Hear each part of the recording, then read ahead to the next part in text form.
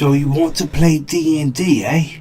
Alright, pull up a chair. I'll tell you everything you need to know in order for you to get started right now.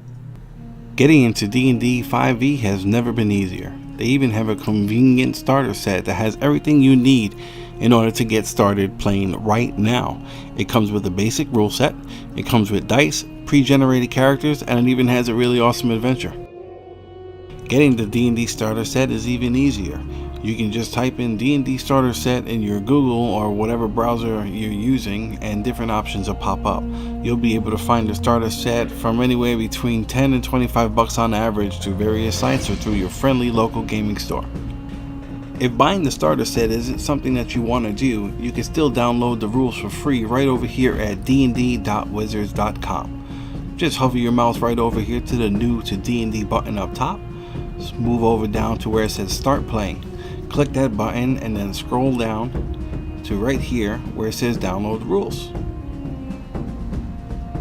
Once you click the download the rules button, it'll bring you to a different page where it has a whole article on the basic rules for Dungeons and Dragons. Scroll down further and it'll give you a couple of tips, but in order to get everything, all you have to do is click this D&D basic rules button right here and it'll bring you right over to the PDF, which is completely free and legal, and you can either bookmark it here so it's easily available on your phone, tablet, or computer depending on how you play, or you can download it and have it, the file printed out and whatever you like. After you wind up getting your hands on the basic rule set, if you don't purchase the D&D starter set, you're gonna need some dice.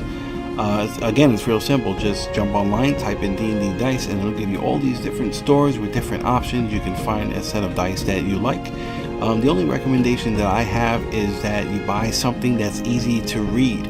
You want to be able to roll the dice and see the number that was rolled without having to pick it up or move it or anything like that. It just gives people a bad vibe.